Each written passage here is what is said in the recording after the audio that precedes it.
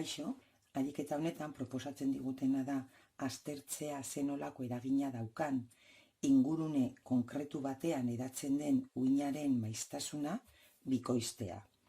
Beraz, uina ingurune konkretu batean hedatzen baldin bada esan nahi du hedapen abiadura konstante dela. Hau ez da aldatuko, inolaz ere, ingurumenaren araberakoa delako. Orduan, joango gara ikusten, zenolako eragina daukan beste propietateetan. Eta hasiko gara periodoarekin.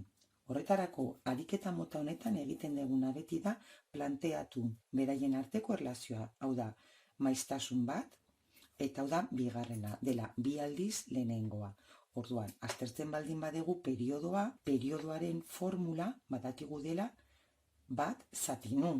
T bat izango da bat zatinu bat, eta T bi izango da bat zatinu bi. Baina nu bi hau, frekuentzia hau, da bi aldiz nu bat. Beraz, ordezkatzen dugu, eta gero, beti, ariketa mota honetan, egiten duguna da zatitu.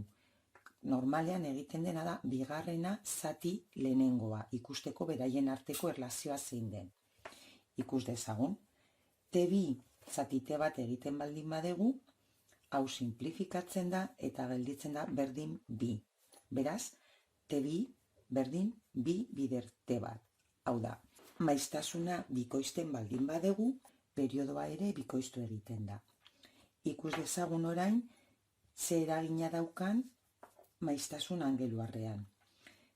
Beti bezala definitzen dugu hasierako maiztasun angeluarra eta bigarrena. Bi pi bider nu bat, lehenengo kasuan, bigarrenean bi pi bider nu bi. Baina nu bi hau badakigu dela bi aldiz nu bat, beraz, izango litzateke lau pi bider nu bat. Lehen egin dugun bezala, zatiketa egiten baldin badegu, simplifikatzen ditugu lau, pi eta nu bat, eta gelditzen da berdin bi. Hau da, bigarren maiztasun angeluarra da bi aldiz lehenengoa. Orain, uhin luzera aztertuko dugu. Horretarako definitu behar dugu uhin luzera. Uhin luzera, dakigun bezala da, edapen abiadura bider periodoa.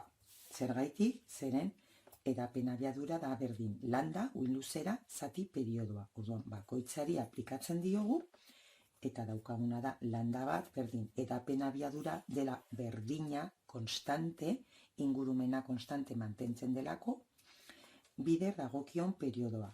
Eta landa bi gauza bera, baina badakigu periodo bi, bigarren periodoa dela bi aldiz lehenengoa. Orduan, ordezkatzen dugu, eta beti bezala zatiketa. Landa bi, zati landa bat.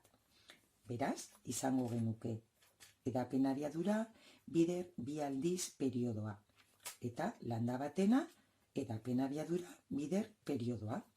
Simplifikatzen dugu eta emaitza bezala daukagu.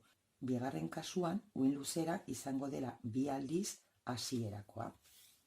Eta bukatzeko egingo genuke, badakigu bere definizioa dela bi pi zati landa, orduan kasu bakoitzean dagokiona jartzen dugu, eta hemen bi pi zati landa bi, lehen kalkulatu dugunez landa bi dela bi aldiz landa bat, ordezkatzen dugu, eta berriz ere zatiketa.